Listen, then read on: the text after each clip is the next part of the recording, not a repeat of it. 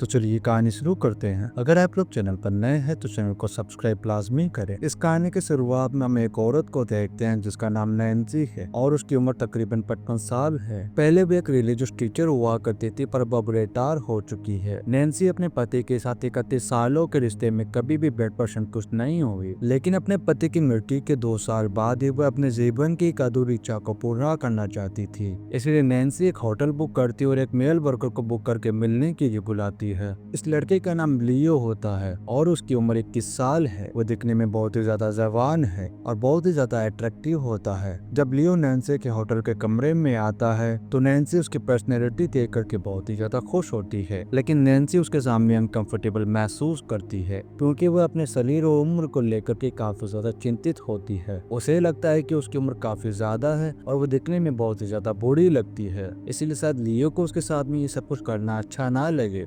Nancy को ये भी लगता है कि वो पहले एक रिलीजियस टीचर थी और अपने छात्रों को अच्छे संस्कार सिखाती थी, लेकिन अब वो जो कर रही है वो बहुत ही ज्यादा गलत कर। यहाँ लियो का व्यवहार बहुत ही ज्यादा अच्छा होता है। वो नैन्सी के डर को दूर करने की कोशिश करता है और उसे खुल मिल करके खुल करके बात करता है। वो नैन्सी को बिल्कुल भी जज नहीं करता है। नैन्सी उसे बताती कि वो कभी भी बिस्तर पर अपने पति के साथ संतुष्ट नहीं हुई है, लेकिन अब जब उसके पति की मृत्यु को 2 साल हो चुके हैं और उसके बेटा बेटी दोनों अपनी जिंदगी में सेटल हो चुके हैं और अब नैन्सी भी रिटायर हो चुकी है, इसीलिए वो अब अपनी अधूरी ख्वाहिश को पूरी करना चाहती है। दरअसल वो बिस्तर पर संतुष्टि महसूस करना चाहती है क्योंकि उसकी आधी जिंदगी असंतुष्टि में बीती है। हालांकि नैन्सी को आगे बढ़ने में झिझक महसूस हो रही होती है और वो बहुत ही ज्यादा शर्मिंदा भी होती है, लेकिन वो ये भी चाहती है कि जल्दी से लियो के साथ वे सब कुछ हो जाए जिसके लिए उसने उसे बुलाया है, और लियो को भी इसके साथ में ये सब कुछ करने के लिए कोई परेशानी नहीं है। अब वो नैन्सी से बात करने लगता है और उसे बताता है कि उसे डरने की कोई जरूरत नहीं है।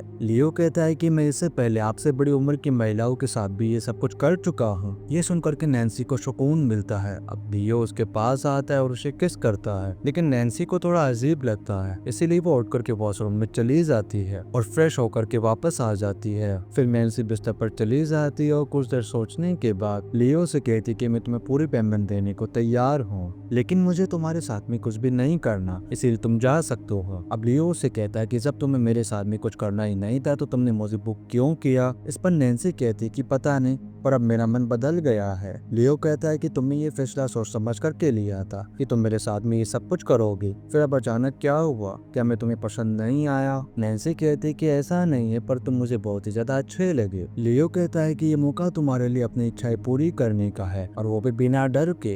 इसके बाद ये दोनों बिस्तर पर लेट जाते हैं और चादर ओढ़ लेते हैं। नैन्सी बताती है कि मेरे बेटे बेटे से ज्यादा बातचीत नहीं होती है और मुझे वो दोनों बहुत ज्यादा बोरिंग लगते हैं। नैन्सी लियो से पूछती है कि तुम ये काम क्यों करते हो। इस पर लियो जवाब देता है, मुझे ये काम करने में कोई भी शर्म नहीं है। इस काम से मुझे लोगों को समझने और जानने का मौका मिलता है, लेकिन मेरी माँ को लगता है कि मैं किसी पेट्रोलियम कंपनी में काम करता हूँ। अब लियो उसका मूड ठीक करने के लिए उसके पति के बारे में पूछता है। नैन्सी बताती है कि मैं अपने पति के अलावा कभी भी किसी और के साथ रिश्ते में नहीं रही। वो कहती कि मेरे पति सिर्फ एक ही तरीके से प्यार करते थे जो मुझे पसंद नहीं था, और मैं कभी भी संतुष्ट नहीं हो पाई क्योंकि मैं चाहती थी कि वो मुझे अलग अलग तरीके से प्यार करे। नैन्सी बताती कि जब वो टीनेज थी तब मैं अपने मॉम डैड के साथ ब्रिज घूमने के लिए गई थी। हम जिस होटल में रुके थे वहाँ पर एक वेटर से मेरी मुलाकात हुई और वो मुझे बहुत ही ज्यादा पसंद आ गया था, और फिर रात में हम दोनों चुपचाप से एक दूसरे पर मिलते भी हैं और एक दूसरे को दोनों किस भी करते हैं, लेकिन उसी समय कोई वहाँ पर आ जाता है, इसीलिए हमें वहाँ से जाना पड़ता है। और फिर अगले दिन ही मैं अपने पेरेंट के साथ उस होटल से चली गई। तब नैन्सी कहती कि काश हम एक दिन और वहाँ पर रुक जाते। लियो देखता है कि नैन्सी बहुत ही ज्यादा भावुक हो गई है और वो उसे किस करता है और दोनों एक दूसरे के करीब आ जाते हैं। अगले हफ्ते नैन्सी दूसरा सेशन बुक करती है और लियो और नैन्सी उसी होटल के अंदर मिलते हैं। उस दिन नैन्सी और लियो के भी ज्यादा पसंद नहीं होता है, लेकिन अब नैन्सी को लियो से बात करने में ज्यादा हिचकिचाहट नहीं होती है और वो लियो को एक लिस्ट दिखाती है जिसमें लिखा होता है कि वो किस तरीके का प्यार महसूस करना चाहती है। अब लियो देखता है कि ये सब कुछ एक ही सेशन में मुमकिन नहीं है। नैन्सी कहती है कि ठीक है, मैं पहले चीज से शुरुआत करती हूँ। तभी उसके पास में उसकी बेटी का कॉल आता है जो उसे किसी चीज की राय चाहती है। पर नैन्सी अपनी बेटी से बात करना नहीं चाहती है और वो बहुत ही ज्यादा बेचैन हो जाती है। फिर वो लियो के पास जाती है और उसे लगता है कि शायद वो लियो को संतुष्ट नहीं कर पाएगी, पर लियो उसे शांत करने के लिए म्यूजिक चलाता है और उसके साथ में डांस करता है और फिर लियो उसे एक आरामदायक मसाज करता है, जिसे नैन्सी लियो की ओर बहुत ही ज्यादा आकर्षित महसूस करने लगती है और उसे अपने शर्ट निकालने को कहती है। लियो अपने शर्ट उतार देता है। नैन्सी अपने हाथों से छू करके उसे महसूस करने लगती है। उसका शरीर देख करके नैन्सी के मन में कई तरीके की भावनाएं क्रिएट होने लगती है। अभी दोनों कुछ करने ही वाले होते हैं कि तभी नैन्सी पीछे हट जाती है। उसे लगता है कि लियो कितना फिट और यंग है, जबकि वो बहुत ज्यादा बुजुर्ग हो चुकी है। उसकी स्किन अब पहले जैसी नहीं रही है। अब वो अपने शरीर को पसंद नहीं करती है। लियो उसे आईने के पास ले जाता है और कहता है कि जब तक तुम खुद को प्यार नहीं करोगे तब तक तुम्हें कोई भी पसंद नहीं करेगा।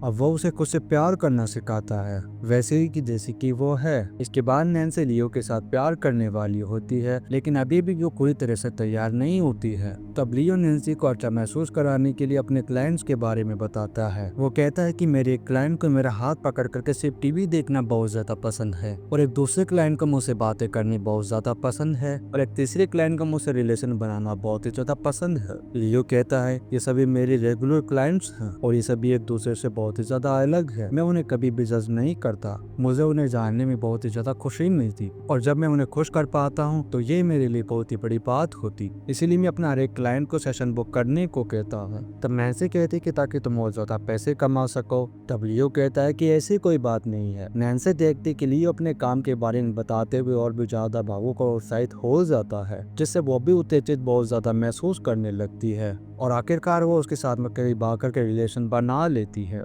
इसके बाद नैन्सी फिर से अगले हफ्ते उसी कमरे में तीसरे सेशन के लिए लियो को बुक करती है और फिर वो दोनों साथ में बहुत ही अच्छा समय बिताते हैं। लेकिन नैन्सी को अभी वो संतुष्टि नहीं मिली जिसको उसकी तलाश है, क्योंकि वो लियो को और करीब से जानना चाहती थी। पर लियो कहता है कि वह नहीं चाहता कि कोई उसकी जिंदगी के बारे में जरूरत से ज्यादा जाने, इसीलिए उसने अपना नाम भी फर्जी लियो बताया। नैन्सी ने भी अपनी प्राइवेसी को ध्यान में रखते हुए लियो का झूठा नाम बताया था, पर वो अब सच में समझना चाहती है। वो लियो से कहती कि मैंने गैर कानूनी तरीके से तुम्हारा असली नाम पता कर लिया है। ये सुनकर के लियो बहुत ही ज्यादा गुस्सा हो जाता है और कपड़े पहनने लगता है। वो नैन्सी से कहता है कि तुम मुझे अब कभी भी बुक मत करना, मैं अब कभी भी वापस नहीं आऊंगा।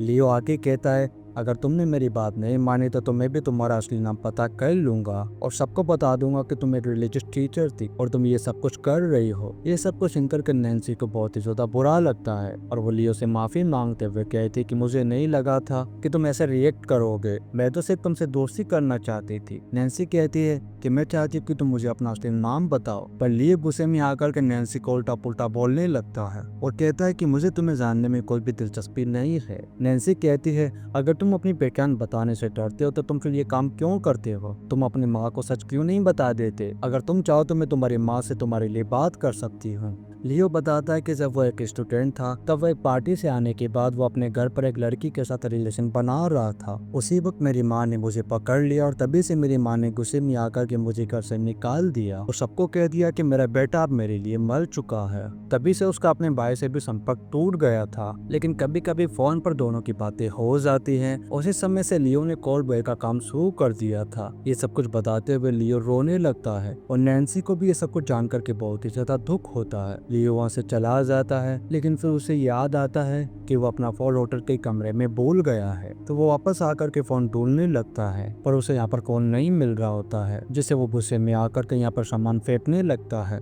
थोड़ी देर बाद उसे अपना फोन मिल जाता है और वो नैन्सी को बाय बोल करके होटल से निकल जाता है। इसके बाद नैन्सी चौथे सेशन के लिए लियो को बुक करती है और उसे होटल के कैफे में मिलने के लिए बुलाती। अब नैन्सी होटल के कैफे में आकर के इंतजार करने लगती है। तभी वहाँ की एक वेटर नैन्सी के पास आती है और वो नैन्सी को देख करके पहचान लेती है कि वह उसकी टीचर है, पर नैन्सी उसे पहचान नहीं पाती है। फिर भी उस वेटर को देख करके नैन्सी को बहुत ही ज्यादा अच्छा लगता है। वेटर के पूछने पर नैन्सी कहती है कि मैं अपने एक दोस्त का इंतजार कर रही हूँ। तभी यहाँ पर लियो आ जाता है और वेटर को 2 कॉफी लाने के लिए कहता है। अब लियो को देख करके नैन्सी बहुत ही ज्यादा खुश होती है। वो कहती है कि मुझे नहीं लगा था कि तुम आओगे, लेकिन तुम्हें देख करके अच्छा लगा। फिर वो लियो का उसका असली नाम पता करने के लिए माफी मांगती है। नैन्सी कहती कि मैंने अपने कुछ कुछ दोस्तों के तुम्हें आगे सजेस्ट किया है जिन्हें तुम्हारी जरूरत हो सकती है। फिर वो लियो को अपना असली नाम बताती है और कहती है कि तुम्हारी वजह से मैं खुद में ज्यादा आत्मविश्वास महसूस करती है और अब मैं अपने शरीर के बारे में ज्यादा बुरा नहीं सोचती। नैन्सी बताती कि जितने बार भी मैं तुमसे मिली मुझे बहुत ही ज्यादा अच्छा लगा और ये एकमात्र ये सच्चा रोमांस है जो उसने अपनी जिंदगी में महसूस किया है। लियो भी कहता है कि मैंने इस काम के बारे में अपने भाई को भी बता दिया है, लेकिन उसका भाई पहले से ये जानता था कि मैं ऑयल कंपनी में काम नहीं करता हूँ और ये काम के बारे में जानने के बावजूद भी उसने मुझे सपोर्ट किया। तभी वही वेटर 2 कॉफी लेकर के आ जाती है। अब नैन्सी उस वेटर को लियो से मिलवाती है। तभी वेटर लियो को बताती है कि एक बार नैन्सी ने उसे और उसके दोस्तों को छोटे स्कर्ट स्कूल में पहनकर आने के लिए बहुत ज्यादा डांटा था और गलत शब्द का प्रयोग किया था। ये सब कुछ सुनकर के नैन्सी को ऊपर याद आ जाता है और वेटर से अपने पुराने व्यवहार के लिए माफी मांगती है। फिर नैन्सी वेटर को बताती कि मैं यहाँ पर किसी दोस्त से मिलने के लिए नहीं आई थी, बल्कि वो लियो है जो कि एक कॉल बॉय है जिससे वो पिछले 1 महीने से मिल हुई है। अब तक नैन्सी खुलकर के जीना सीख चुकी होती है और अब उसे लोगों के बिल्कुल की परवाह नहीं है, क्योंकि उसकी भी अपनी इच्छाएं हैं जिन्हें वो पूरा करना चाहती है। नैन्सी बेटर से कहती है कि तुम्हें भी अपनी इच्छाएं सुनानी चाहिए और मजे लेना कोई गलत बात नहीं है।